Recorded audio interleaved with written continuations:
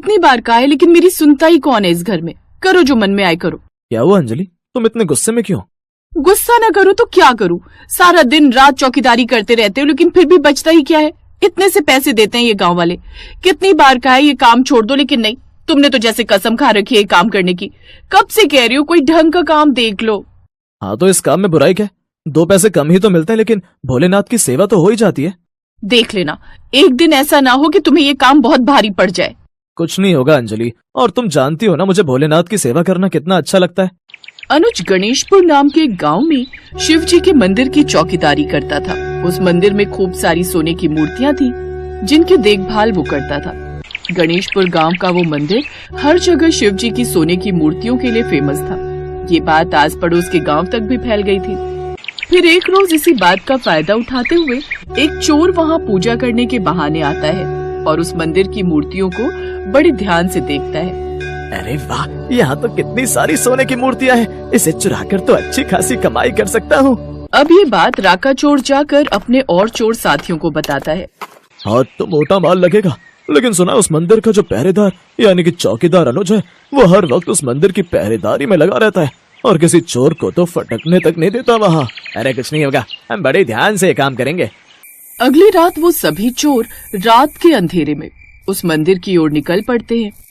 उस रात अनुज मंदिर की चौकीदारी कर रहा था और रात को बाहर खाट लगाकर उस पर लेट गया। लेकिन आधी रात को उसकी आंख लग गई। तभी उसे कुछ अजीब सी आवाज आई, जैसे कोई मंदिर का दरवाजा तोड़ने की कोशिश कर रहा है। ये देख अनुज जोर जोर से चिल्लाने लगता है। तभी कुछ लोग हाथों में लाठी लेकर वहाँ आते हैं और फिर वो चोर मौका देखकर वहाँ से गायब हो जाते हैं। तुम ठीक हो ना अनुज? हाँ, शिव जी की दया से सब ठीक है।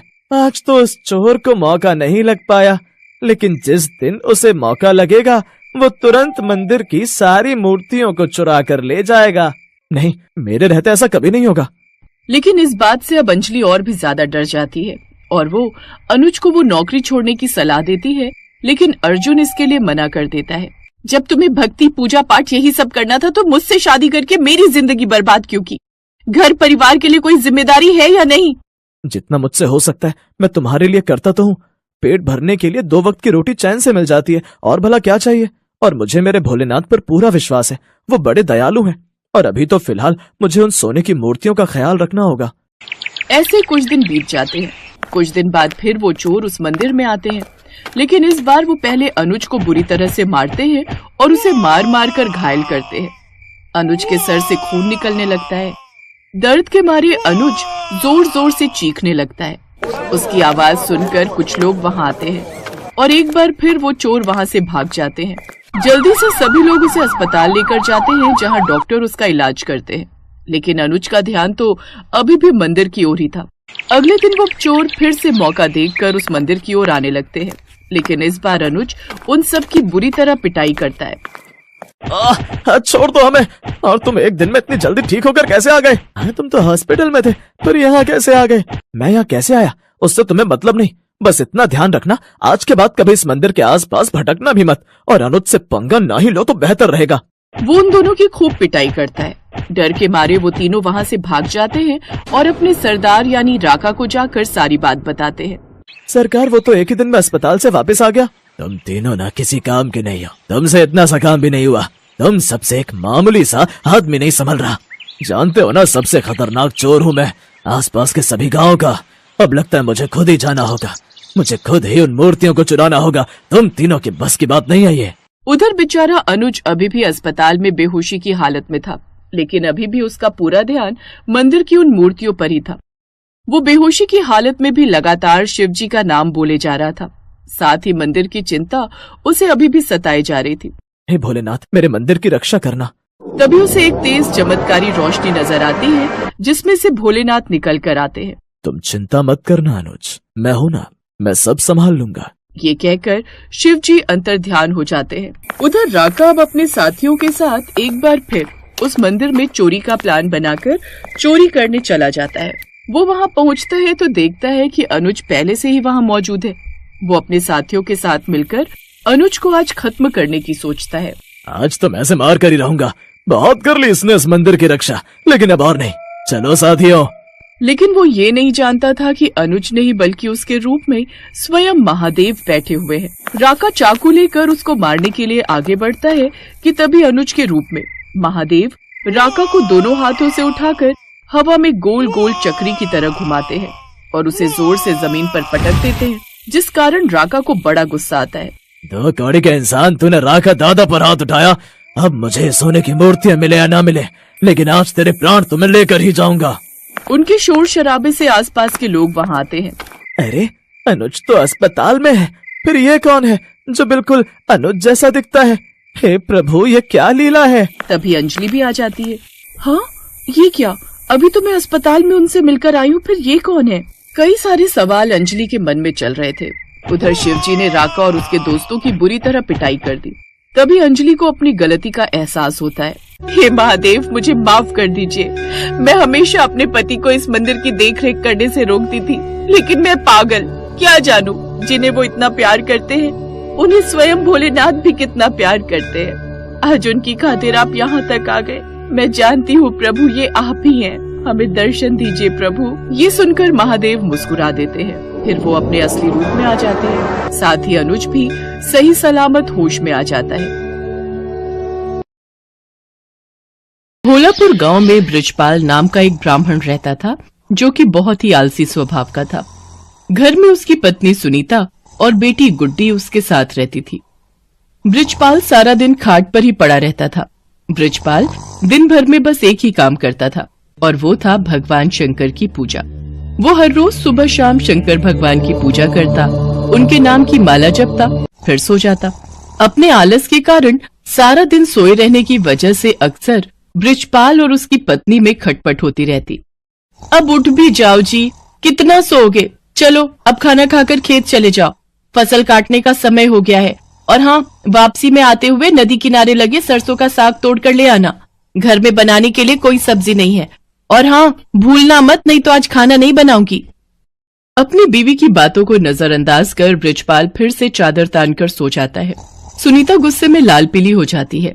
उधर कैलाश में बैठी माँ पार्वती शंकर भगवान से कहती हैं, हे नाथ, ये आपका कैसा भक्त है जो आपकी भक्ति के अलावा और कुछ काम नहीं करता, बस अपने आलसी शरीर के कारण खाट पर ही पड़ा रहता है, कोई कर्म नहीं करता।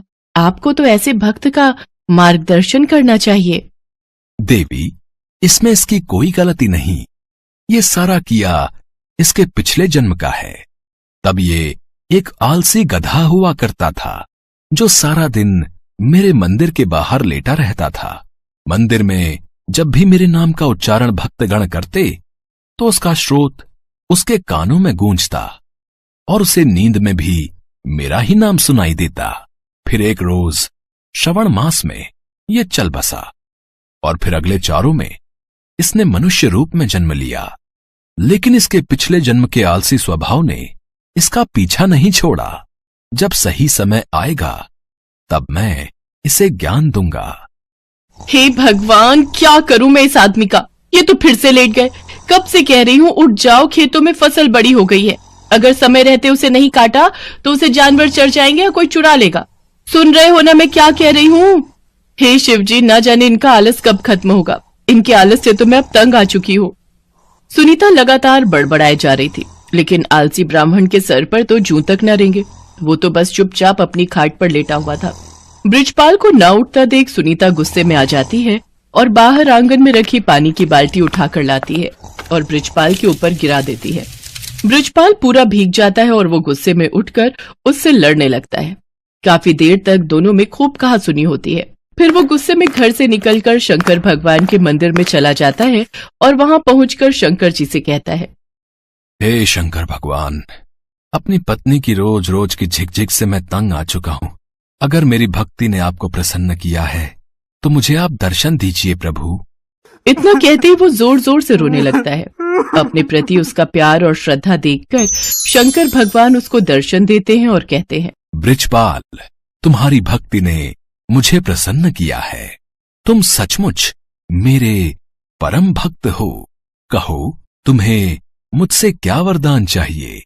हे प्रभु, मुझे ऐसी कोई चीज दीजिए जो मेरी हर बात माने और मेरा सारा काम कर दे। ये लो, मेरा ये छोटा त्रिशूल, तुम इस त्रिशूल को जहां भी रखोगे वो अपना काम खुद ही करने लग जाएगा और काम पूरा होने के बाद ही रुकेगा।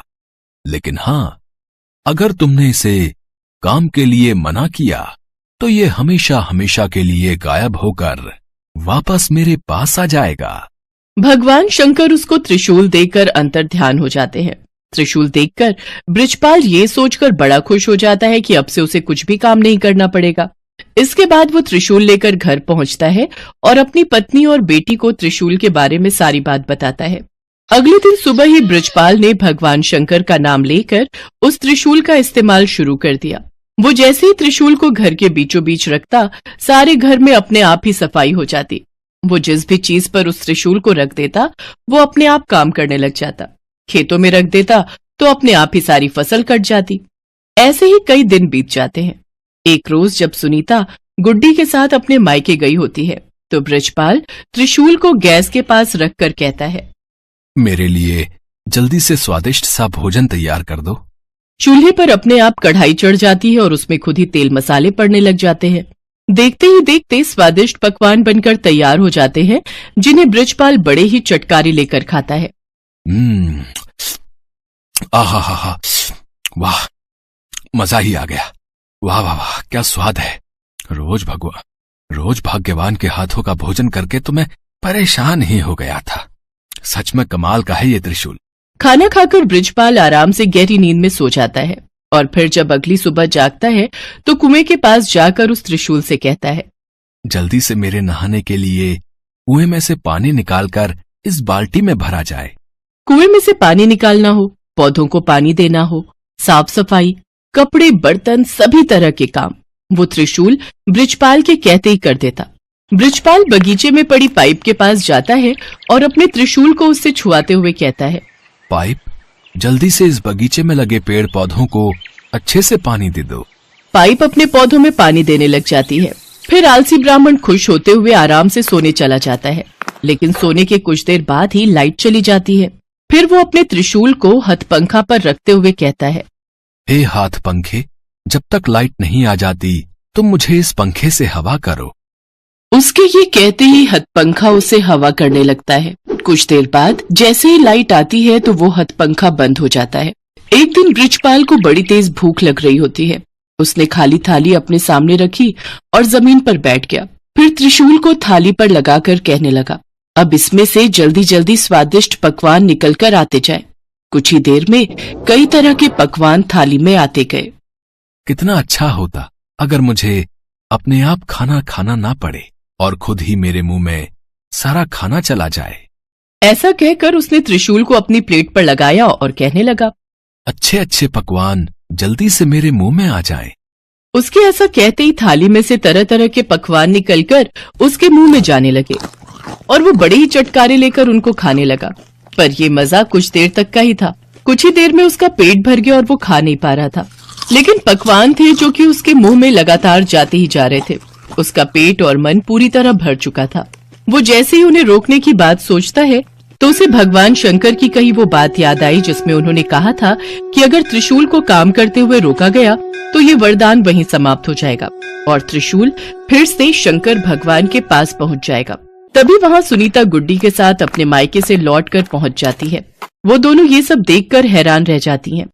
सुनिए जी, देखिए तो आपका पेट कितना फूलता जा रहा है। जल्दी से इस त्रिशूल को रुकने के लिए कहिए। बृजपाल शंकर भगवान के दिए वरदान को खोना नहीं चाहता था, लेकिन फिर भी वो थक हार कर कह ही देता है, रुक जाओ। उसके इतना कहते ही खाना रुक जाता है, लेकिन साथ ही वो त्रिशूल भी वहां से गायब हो जाता है। त्रिशूल को गंवाकर वो बड़ा ही दुखी हुआ, लेकिन अब वो कुछ भी नहीं कर सकता था। शंकर भगवान के दिए वरदान को अब वो खो चुका था। अभी तक बृजपाल ने जितने भी काम त्रिशूल को दिए थे वो सब कब रोकने हैं ये उसने साथ में ही बता दिया था, लेकिन खाना खाते हुए कब रुकना है ये कहना वो भूल गया था, जिस कारण खाना बिना रुके ही उसके मुंह में आता ही जा रहा था। सारी बात समझने के बाद बृजपाल कहने लगा, हे महादेव, मैं समझ गया। ये वरदान आपने मुझे सबक सिखाने के लिए दिया था। सचमुच में मैं कितना मूर्ख था जो हर छोटे छोटे काम के लिए भी आलस दिखाता था। और अब मुझे सीख मिल चुकी है कि छोटे छोटे काम के लिए किसी दूसरे पर निर्भर रहने से कितनी बड़ी मुसीबत आ सकती है।